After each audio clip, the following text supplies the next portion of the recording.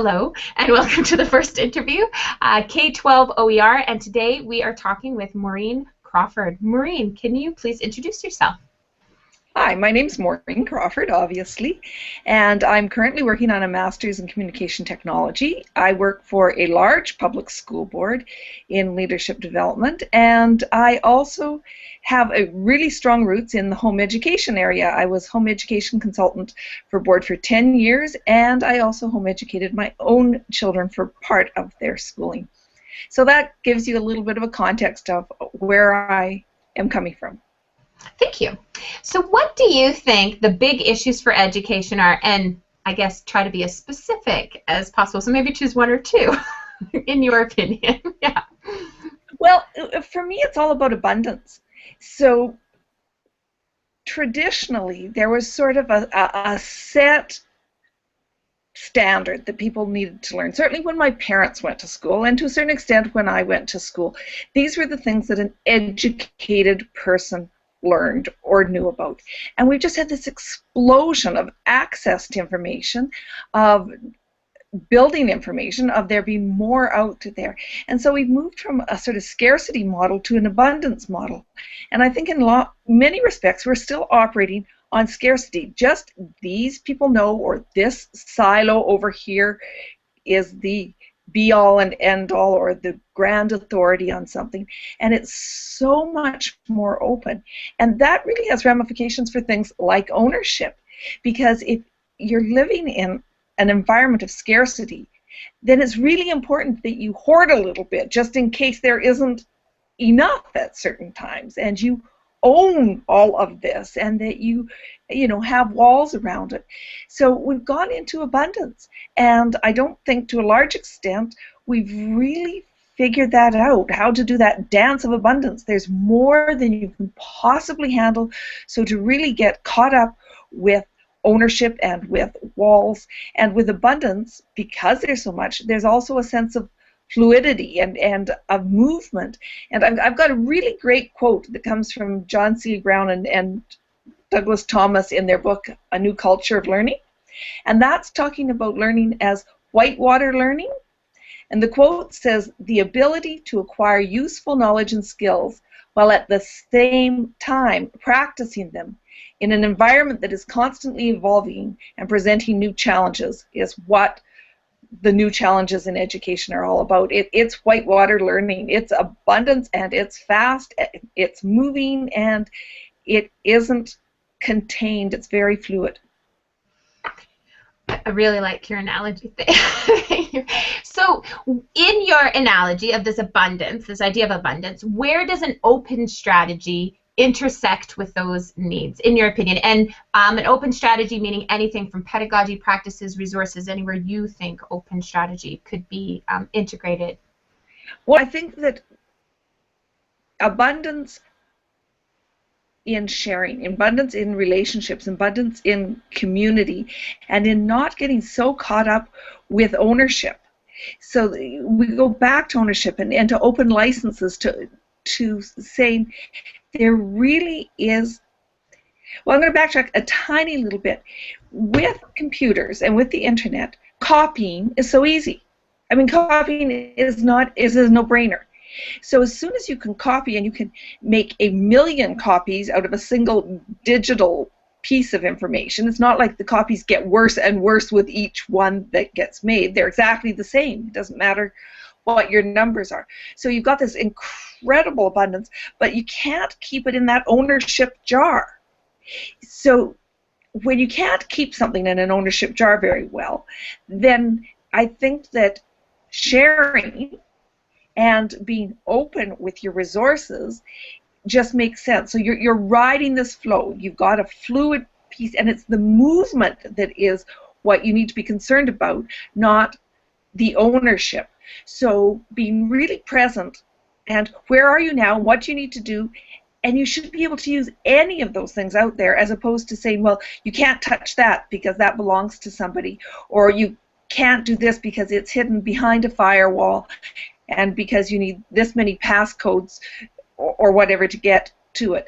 Because there's also been a huge shift in the whole concept of time. And you cannot storehouse things in the way that you once were able to. Time is really interesting on the internet because it actually moves forward and back. Tweeting is a really good example of this. So I tweet something last summer, and I've pretty well forgotten about it, and suddenly it's been retweeted today, and it becomes live again, and new information gets added to that conversation, and it takes off. Meanwhile, I might have something that's a burning interest to me right now, and I will tweet it out, and it goes absolutely flat. Nobody's the least bit interested in it except me right now, but it may pick up at another time. So time in so many ways is become really elastic, and that, by thinking about how elastic time is, gives you a sense of the fact that so much is in the flow. So you have to be able to respond to where the learner is now, and the learner needs to be able to draw from whatever resources are currently the resources that they need. That's why we would be open, because it allows the learner to the need to know, response to the need to know, because we all know that that's how you learn well, is when you get the answers when you need them, not, oh, I'll get back to you, and a month later, by the way, and that really engaged moment has already slipped by.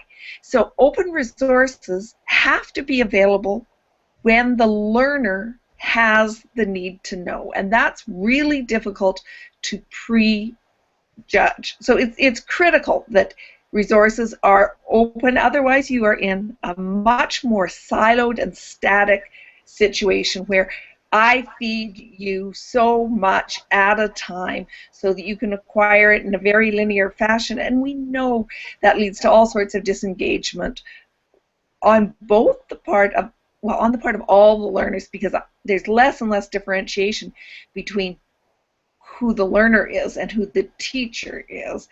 It is a guide, a resource, very often being the adult in the classroom, but everybody's engaged in learning. So I'm hearing a bit of changing the control of who is learning and how you learn, and control of not only your content but how you learn and where you learn is really important as well in this context. I think that's what you were saying. Very well done. And it really fits with abundance. Yeah, it does when you go back. Yeah, but I think part of it is if a student or learner doesn't know about the abundance, but they're given the control, they might not necessarily have the skills to find what they need. So this is, and actually that kind of leads to our next question. In your opinion, what are the issues associated with adopting, adapting, or remixing, or creating and sharing open educational resources? So you have this abundance. So what are some of the issues that you see in K-12? Accessibility and equity. Yeah. So it's great that it's all out there, but do the students that we're working with have the equipment to access it? Do they have the skills to access it? And do they have the confidence? Because to me, that is, the confidence is probably the #1 piece in all of education. If you can somehow assist people in coming into their natural confidence, it's amazing how they will solve the rest of the problems for themselves to a large extent. So, but you still have to take a look at, sometimes people come from very impoverished backgrounds, and sometimes that impoverishment is not about money, and it's not about culture. It may be about their sense of belonging, who they are, who their connection is, who their community is, and how they're supported. So those are the same issues that have always been there, but they are the issues, and they're also very definitely things that are developmentally appropriate. And as adults, that's our adult responsibility to try and hold some of those things. So to help kids have confidence, to try and make sure every child feels that they belong, and to be sensitive to what's developmentally appropriate, not to open the door so wide that it just overwhelms a little person and damages their confidence. Like, that's what the problem is with opening it too wide too fast. You know, I'd agree with you. I'm thinking in my own Com20 course, I opened the web tools too wide. I said you could use almost anything. And then they're like, can we just get a little more specific and can you help me guide me to which tools maybe I should be using for which and having that conversation, you're absolutely correct, gave them the confidence and I don't get the questions anymore and they're fine. They're doing a great job. So what are some of the open projects that you're involved with in Alberta or in Canada or worldwide? What are you up to? For me, it's been really exciting because I've been really involved globally. And that just is an example of what's available right now. So I've been involved in taking a number of sort of personal development courses, professional development, personal and professional. Those end up mushing together too. They they're not as separate as they once were. But the connected courses, doing a thing with data, learning and analytics as a CMOOC with George Siemens, being a co-conspirator with the Open Connected Learning MOOC in the fall, and that's just this fall. And then I also still am really have some involvement with the home ed community, which really were in my experience, were the first real open learners that I came across. And that sort of sharing that was happening, and I admit pre-internet, but of community and the sharing of learning no matter what the time and place was. And I think that's always happened to all of us, but there were much fuzzier lines between what school is and what learning in the community and learning from the rest of the community is. So those are all really good examples, and I think for anybody that's really interested in open education, I'd really encourage people to take a look at the home education movement. There's a lot of really, really interesting sort of philosophical tenets. I'm not talking about, particular resources, but the whole conceptual basis behind it, and the sort of John Holtz of the world, and taking a look at learners owning their own learning, and then of course right back to John Dewey. Some of these things are not all that new. Not at all. You're right. In fact, I think I have John Dewey up on my shelf. I have to reread. And where do you think? Where are we going to with open education and open educational resources, in your opinion? So if you could take a guess, where do you think the next steps, or what do you think the next steps are? Well, I'm not sure if they are the next steps, but I'm going to say what I hope are the next steps.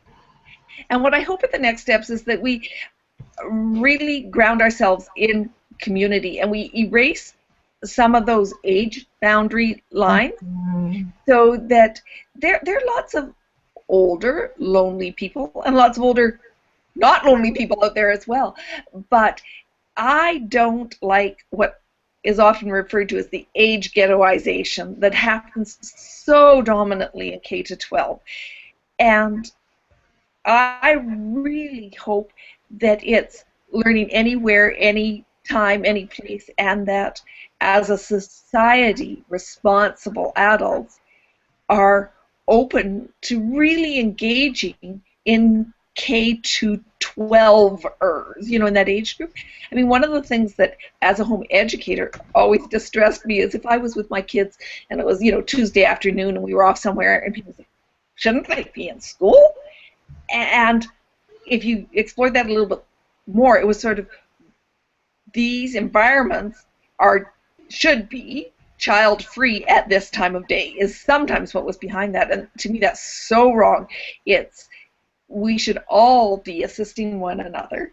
And sense of community, and there's so many ways in which you can have community. I have what I consider now to be very good friends, and I would use the word friends and colleagues that I have never met face to face in the same room. I've certainly met them, I know about them, I know how they think, and so that sense of community extends well beyond face to face, but also out your front door. If somebody needs assistance or a smile or whatever, like, that's really what it is all about, is community. And the sooner we can look at education as opposed to schooling And the fact that we are all lifelong learners and we share in each other's education, that's my hope for where education is heading.